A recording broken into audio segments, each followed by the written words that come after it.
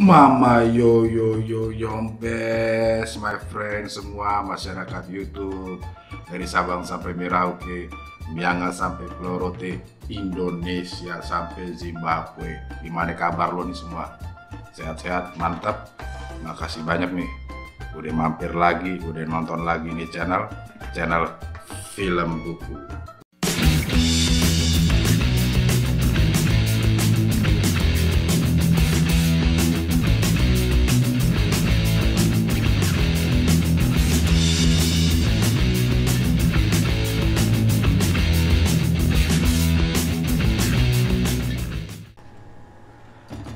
Yoi my friend, kita malam ini akan membahas sebuah TV series tentang sebuah kartel, pemimpin kartel dari Amerika Latin. Lu pasti pada udah tahu nih yang Boten maksud siapa. Dia yang menguasai perdagangan kartel narkoba, lebih tepatnya kokain, di seluruh penjuru benua Amerika. Sosok tokoh satu ini sangat legend. Sebuah TV series mengangkatnya menjadi sebuah TV show berjudul Narcos. Ayo kita lihat bareng-bareng, John.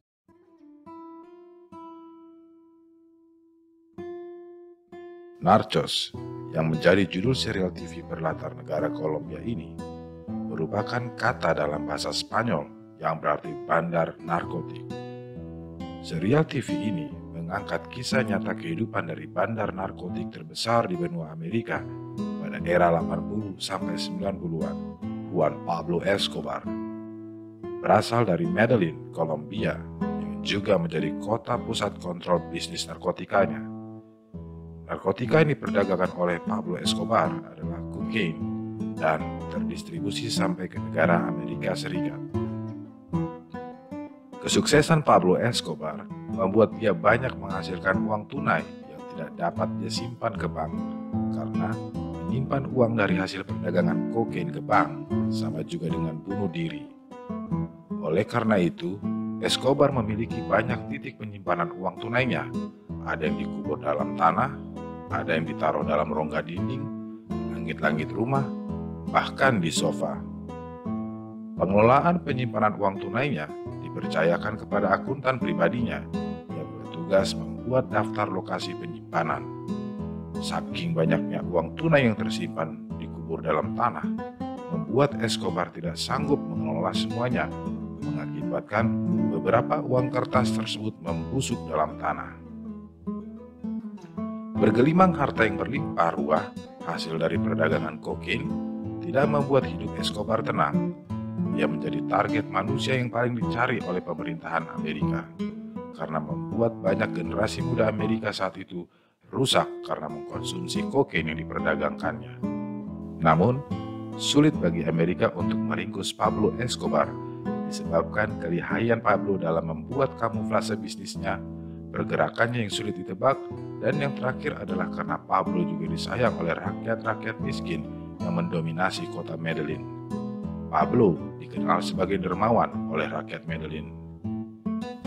Dalam suatu penyergapan ke kediamannya, membuat Pablo tersentak kaget. Lalu, dia beserta keluarganya melarikan diri dengan dikawal oleh anak buahnya. Mereka pergi ke villa Pablo Escobar di daerah yang lain yang aman. Namun sayangnya villa tersebut minim fasilitas, tak ada kayu bakar pada malam itu. Malam yang dingin tanpa kayu bakar membuat anak Pablo menggigil kedinginan. Lalu, Pablo membuka tempat penyimpanan uang tunai yang berada di dalam villa tersebut dan membakar uang tunainya supaya dapat menghangatkan anaknya pada malam itu. Uang tunai yang habis dibakar sebagai pengganti kayu bakar malam itu sejumlah 2 juta US dollar atau sekitar 28 miliar rupiah.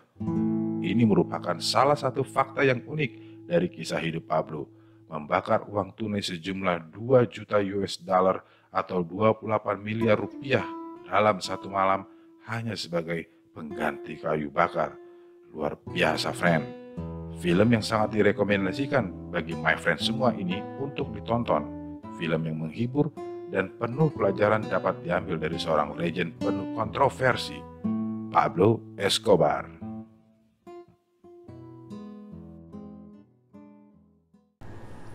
Oke, friend, betul.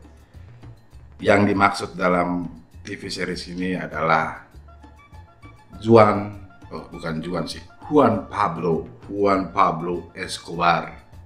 Gue lebih senengnya manggil dia itu Paman Pablo. Yoi. Setelah lu pada tadi simak alur ceritanya, lantas apa sih sisi positif yang bisa kita tangkap dari TV series ini? Ayo kita masuk ke dalam life lesson.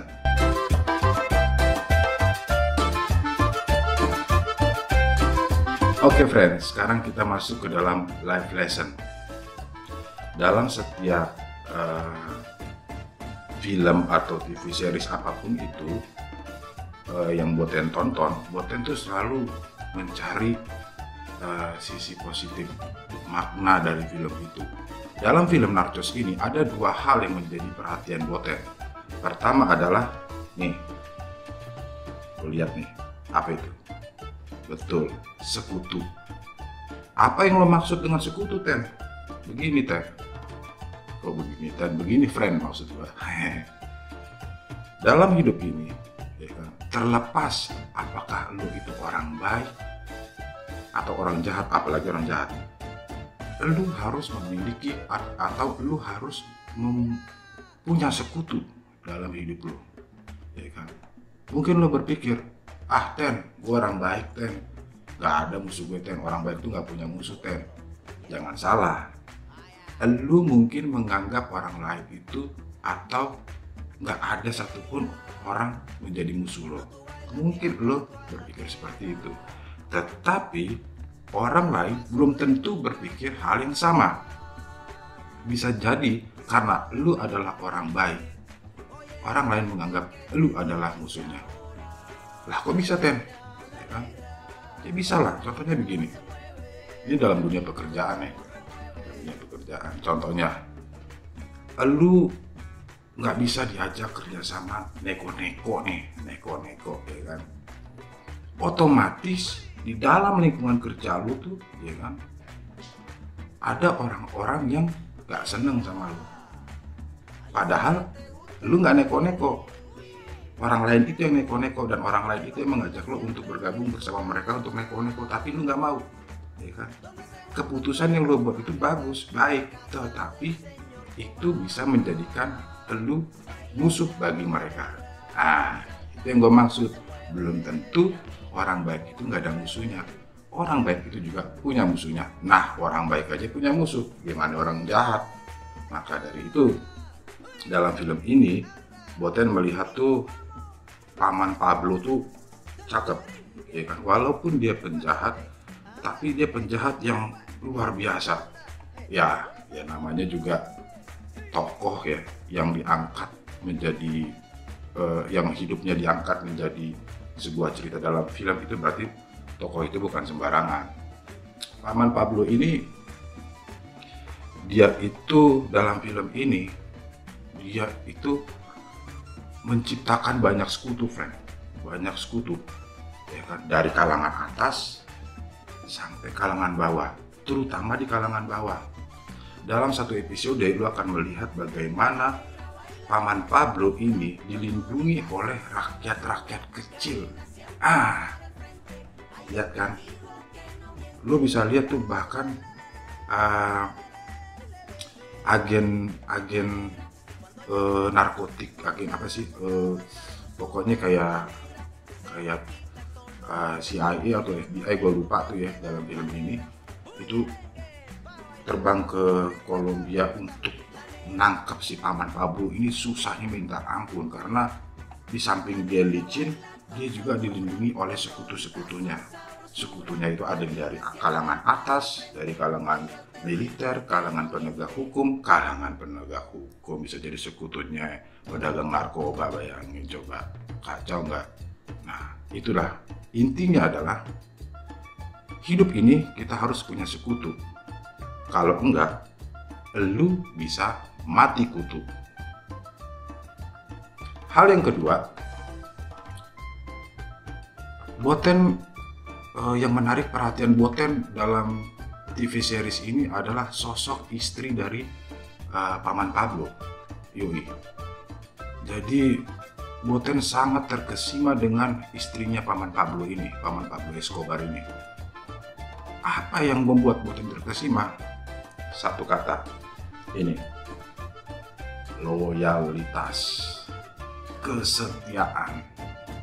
Seorang istri yang sangat amat setia kepada suaminya. Dia tahu suaminya adalah seorang kriminal, dia tahu suaminya seorang penjahat, pemimpin kartel narkoba yang menguasai perdagangan narkoba di seluruh benua Amerika. Dia tahu, tapi dia nggak pernah ninggalin suaminya, si Paman Pablo ini. Paten. Bahkan nanti ada satu scene, ya kan? Ada satu scene lo akan melihat bahwa dia maunya mati bersama suaminya. Top, cakep bro, cakep itu. Itu namanya istri yang paten, ya kan? Nah, namun Paman Pablo itu sangat sayang sama istrinya, ya kan? Sehingga istrinya itu dipaksa untuk pergi mengasingkan diri karena dia nggak mau mencelakai istri dan anaknya. Lalu pelajaran yang lain apa? Nah, pelajaran yang lain, yang ketiga dan yang terakhir nih adalah perdagangan narkoba menjanjikan keuntungan yang banyak, tetapi merusak manusia dalam dampak yang begitu besar. Jadi jangan sekali-sekali, my friend semua, tergiur ya untuk terlibat dalam bisnis narkoba. Jangan sekali-kali, ya kan? Tergiur dalam bisnis narkoba, jangan. Pakai narkoba pun jangan. Bahaya, my friend. Kalau lu sayang sama hidup lu harus pikir panjang. Memang lu jokul-jokul BR kan, barang-barang bangsa. Mungkin lu mau jokul ubas kah, apakah gitu kan, cimeng kah gitu kan. Emang profitnya tinggi, friend. Tapi tidak ada yang gratis di dalam dunia ini. Profit tinggi diikuti dengan resiko tinggi. Nah, lo pikir dah tuh, lo bisa dapat untung atau lo bisa dapat cuan yang besar, tapi ya kan, lembaga pemasyarakatan menanti lo. Bahkan bisa jadi ya kan, hukuman mati juga menanti lo. Oke friend, gitu aja. Boten gak mau panjang lebar. Jadi 3 hal itu yang menarik perhatian Boten dan mungkin bisa menjadi inspirasi bagi my friend semua. Tolong terus dukung channelnya Boten nih, Film Buku. Kalau dikira bermanfaat ya subscribe.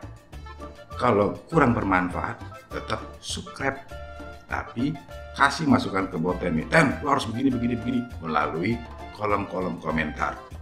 Oke friend, thank you for watching. See you on the next video. Yombets.